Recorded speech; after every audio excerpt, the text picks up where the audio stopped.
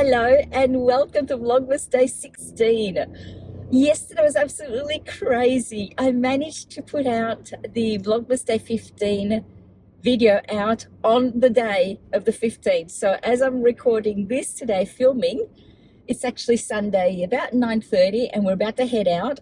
But I only just uploaded my 5 p.m. video at 8:30 this morning because yesterday was just a crazy day. We went out after I finished filming the video for 15. We went out for dinner with friends and we didn't get back home till 10:30 and I hadn't finished editing the video yet. So I stayed up till 1 o'clock to finish it, to get it to a point where I could export it. And then I woke up this morning at 6 a.m. to finish importing it to YouTube, doing the thumbnail, the description, and everything else. And now it's Sunday morning and we're heading out for breakfast, probably brunch, wouldn't you say? Yeah. To meet a cousin of Kevin's that he didn't realize he had, who's down from Sydney today. So we're just catching up with her, getting to know her. And then I'm coming home to make struffoli and then family dinner night. So I really don't know how I'm going to put this video out and edit it. It might have to be another Monday morning edit for a Monday afternoon video. So anyway, so we're sitting in the car just heading out. And I was telling Kevin about some of the comments that I got on my recent video. And we thought we might film as we're driving to our destination, so that at least I have some sort of content for you that I may be able to work with that's not going to stress me out for tomorrow. Do you think that's a nice enough summary? Sure, yeah, absolutely. Now, the funny thing is, I was doing my makeup in my office this morning and Kevin walked past and said to me, "Are we going to be filming today?" And I said, "I don't know. I wasn't planning on. I was planning on just filming the making of the struffoli with the kids." And he said, "Oh, okay, good, because I'm wearing Tommy Hilfiger again." I'm hoping I might get a sponsorship, you know. Could do a collab with Tommy. Very happy to take any clothes. So I think he's getting addicted to being on camera. No. Just these couple of videos and then I think I'll make a bit of a disappearance rule. Just to help me out on days when I'm just running ragged. And I don't want to feel again tomorrow like I did last Monday when I was just exhausted. Because it does take a lot of time to put these videos together, which I absolutely love doing. I love the creativity. And you can probably feel it in my buzz when I'm excited that I'm in my space, I'm in my element. I love it. I love being busy, but then it does have consequences. So I need to be able to allow myself the amount of time that it requires for me to be able to put out a video that I think you will enjoy. Now, a viewer asked us recently to answer a question, how do we keep, or something like that, I can't remember your name. I will put it down in the screen at the bottom here. I'll take a screenshot of it and show it. But roughly, she asked, how do we keep our 33-year marriage or relationship alive, and how have we dealt with life, ups and downs, children, family, work, etc. Yeah, well, life's a roller coaster. But you've got to always try and make time to have a laugh or laugh at each other. One way or another, you've just got to keep positive. Life's not always that easy. No, it's not. And as Kevin said, life is very much a roller coaster. And I hate roller coasters. And I've always said to him, I would rather my life was just simple like that. But I married someone who loves being on a roller coaster. He gets a buzz out of that. And so I love him.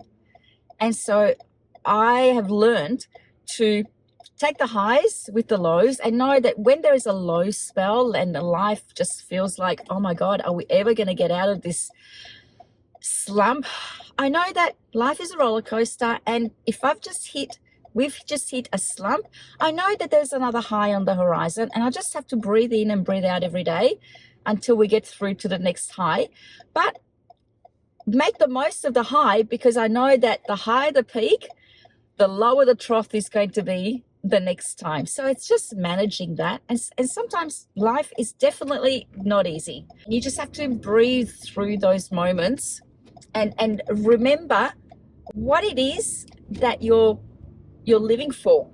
What is it that you're getting out of bed in the morning for? It is to make sure that we stay close and that we provide a stable environment for our children so that they have a happy memory of growing up in our family. Both Kevin and I come from families where, well, I know I speak for myself, my parents weren't happy in their marriage, and in fact in the end they divorced. And I know I hated being a child in that environment, and I was fully aware that I did not want to create that environment for my children if I ever had one. Would you feel the same? Yeah. I think you've got to also travel. I think travelling together has certainly been a great part of our relationship. We've travelled a lot. Yeah. We've travelled with the kids. We've travelled now as they're getting older without them. Travelling gives you time to refocus on your relationship. Yeah. And spend time with each other. Away from the ho-hum of day-to-day life, paying bills and doing groceries and cleaning the house or working. And look, we would be lying if we didn't say that in our life married, we didn't have external help. When we were going through a really bad patch where our communication styles were just not aligning and we were butting heads and we were just feeling alone in the marriage, we went and sought the help of a counsellor who helped us navigate through our love language, through our communication styles, and taught us how to hear each other in those moments where we just were feeling unheard. Yeah, and also how to heal. And how to heal, because you can hold on to that hurt, you can hold on to that pain, but all that's going to do is perpetrate that anger, that feeling of not being loved and heard and appreciated. And sometimes you just have to put a line in the sand and say, okay, the way I'm feeling is contributing to the future me that's going to feel the same way. I need to understand and deal with this pain, discuss it, and understand that sometimes it's more about the way I was looking at the situation, and perhaps Kevin was looking at the situation, but it wasn't the reality of the situation, because in every moment there's my view, his view, and then there's reality. And when I feel that when we realized that, we were able to start communicating in a way that's saying, okay, I'm feeling hurt now because this is how I'm hearing you. It may not be the way you intend to be heard, but that's how I'm hearing you. So what are you trying to say in this time? Yeah. And that helped you too? Yeah, absolutely. Yeah. Even the difference a word could mean. Yeah. I remember one day telling you that you looked nice, and you didn't think nice was a good enough word to describe how you looked. In my opinion, when something looks nice, that's a way to describe it. But your interpretation of that word almost took it as an offence. Yeah, I was taking that nice was a bit like, oh, that's nice, but not, oh, wow, that's nice. Yeah, so it's just my interpretation. It was a simple word. The word is nice. And he meant it from his way of saying, oh, wow, that's nice. But I took it as, oh, that's nice. So that's the communication style that we needed to deal with. So, yeah, so it's marriage and life is a roller coaster. And I tell my children that too, in their relationships, that you need to appreciate that we're all coming from a childhood of potential hurt that has shaped who we are. And we need to accept that the other person might have some hurt as well that they've never dealt with, that might be triggered by the things that we say and the way we behave. And sometimes you need external help to be able to navigate that. So I feel that going to counselling was one of the best things that we did for our marriage, because I feel like had we not, I don't think we'd still be married. We wouldn't be happy. We wouldn't be married. We would still love each other. The love didn't go away. What was standing in our way was our understanding of each other's feelings. So I hope that answered your question. Marriage is not a bed of roses. It's two individuals who every day choose to stay together and work through whatever life throws at you. And you may not like what life throws at you, but that's life. And nobody's perfect. And nobody's perfect. No, you might think that, the sun shines out of your derriere, but it doesn't. Another viewer asked us about our work background. You know that we both met working in the bank. That was my first job. But Kevin started working at the age of 15. Yeah, I worked at Coles actually. That was my first job. Yep. And you worked there from the age of 15, or even before From the age 15, of- weren't well, you? technically, yeah, I wasn't even able to be employed, but they put me on a few months earlier because I kept pestering them every time we would go shopping on a Friday night with my parents. I would go to the service counter and ask if there was any jobs coming up. Another guy had broken his leg. I think I was about 14 years old and 6 months. I think you needed to be 14 and 9 months, but they ended up putting me on, just didn't pay me for those first few months. As I said, I was happy to work without getting paid until I could legally be. And then they paid me on my birthday for all of the work that I had done, which was a complete surprise to me. I thought I was just working For nothing. to keep the job, to get the opportunity to work. So I had a really strong work ethic from a very young age. I wanted to work. I had goals and dreams and what I wanted to buy myself. Knew that I had to start working to work towards those goals. And then we met at the bank, and we worked there for a good 4 or 5 years. And then it got to the point where we needed more challenges. And so Kevin went into sales, and he found his strength there. He loved it. I continued and went and worked in another corporate environment and worked in accounting and marketing. And then I fell pregnant. We got married, and then I fell pregnant with Tiffany. And the company that I was working through was going through a restructure, and my job was made redundant, and I got a payout, which I thought was fabulous because it meant that I could be at home with a newborn, knowing that I was paid for the next couple of years, and I didn't have to stress about going to work. And this is an area where we had to get some help understanding each other, because at that time, Kevin saw that redundancy package as an opportunity to be able to invest it in a business that we could leapfrog from and improve our life. Yeah. So when I went into sales, I went into new vehicle sales with Holden. Again, my background, my passion is cars. I've always loved cars, which kind of seemed a good fit to go into something that I enjoyed, which I did. I loved working for Holden. It was a great company. So sad to see that company doesn't exist anymore. It was an amazing company to work for. But after I left new vehicle sales, working there, I went into franchising as a consultant, which is actually what I still do today. And there was an opportunity with a brand called Nando's, which I'm sure most of you have heard of. They were just about to begin franchising, and we became the very first franchisee in the world for them.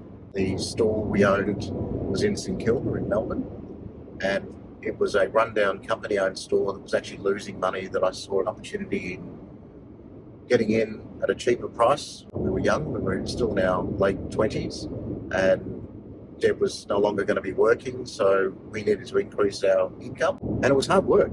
I was working 18-hour days when we first took on that business. I had a Deb was at home with a newborn, so newborn. I was a very stressed out new mum with no support. And at the same time that we went into this business, my mother-in-law was diagnosed with ovarian cancer, and it was very stressful. Kevin was working 12 to 18-hour days, leaving home at 7, 8 o'clock in the morning and coming back after midnight. And I was at home with Tiffany. I suffered at the time postnatal depression because I was just overwhelmed. And at the same time, my mother-in-law was struggling or was living through cancer. She passed away within 18 months of being diagnosed. We had our second child, Isaac, about a month before she passed. And also at the same time, we sold the business because it was just too much. There was too much going on. It was very stressful. Even the pregnancy with Isaac was quite stressful. Challenging, yeah. The doctors were concerned that we could potentially have problems. And so at that time we sold the business, and we just took a few months off to recover, to mourn, to grieve through the process, to deal with the stresses of the previous 18 months, and just to regroup. And then we came back, because we basically packed up the car, the station wagon at the time, and just hit the road.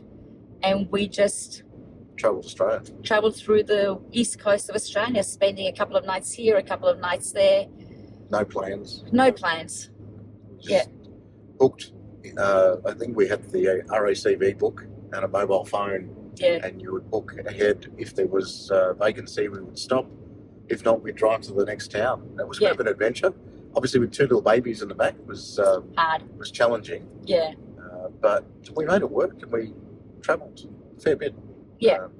And we didn't stay anywhere fancy. I mean, we were staying caravan parks, but it was the adventure, and it was a way of dealing with the loss that we had gone through, and I think it helped. Yeah, I found it hard those first period after Mum had died, where people want to check in, but everyone keeps asking, how you're feeling, how you're coping, and the reality is, no, I wasn't coping.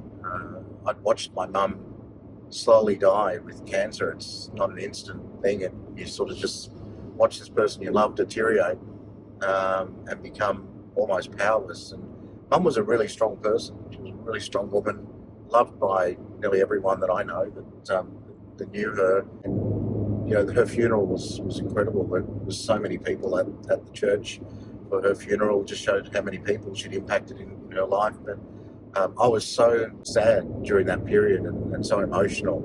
I couldn't even speak at the eulogy. I just didn't even have the strength to get up and speak. Sometimes I wish I did, but at that time I was just way too emotional. I just couldn't even put it into words how I felt. Yeah, it was hard. Go back to our career. After that, we came back, and because I had now a toddler and a young baby, Kevin had to go back to work and support us. And so he went back to franchising. Yeah. Actually, initially I went back into finance for a small time, working for a company that ended up winding up. That pushed me back into franchising, and by coincidence ended up back as a franchise consultant for the same organisation I used to work for before Nando's. Eventually then we set up our own company as builds brands into franchises, and as I said, it's still what I do today. Built a lot of amazing brands in my career. It's given us opportunities sometimes also to travel for conferences in the US, etc., which now that Deb no longer has a full-time job outside of YouTube, which is a full-time job, but without having to be working for a boss. She's been able to travel with me these last couple of years, which has made travelling for work a little bit more fun, a little bit more interesting. But otherwise, sometimes travelling on your own can be a bit boring. Yeah. And on my side, once we had Charlotte, and then Charlotte started primary school, I re-entered the workforce. I felt that I needed my own individuality. I needed my own being outside of the home and outside of supporting Kevin in his business as his accountant.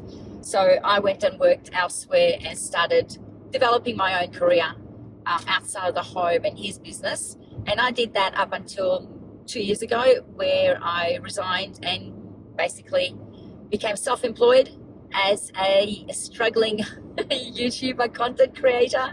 But I love what I do. I definitely don't make the income that I used to, but I just love the connection that I'm making with my viewers. I love the creativity of creating content that resonates with you, my viewer. And I thrive on that. It's like I should have started this years ago, because I'm in my element. I don't know where it's going to go, how long I'll be able to enjoy it, but today, at the moment, I'm loving what I do. And I'd say you've been happier since doing YouTube. You're certainly more in your element. Yes. Yeah. And I never thought I would be the creative person. I mean, I'm an accountant. I started off, 1 + 1 = 2. And here I am putting out creative content and doing editing and creating thumbnails and optimizing for SEO and all things that were unheard to me, 3 years ago. So that's our career path, I suppose, to where we are now, and how we got to where we are. There are a few other questions. I think there was one that was asked of me this morning. Oh, a simple one that was asked of me this morning that I remember.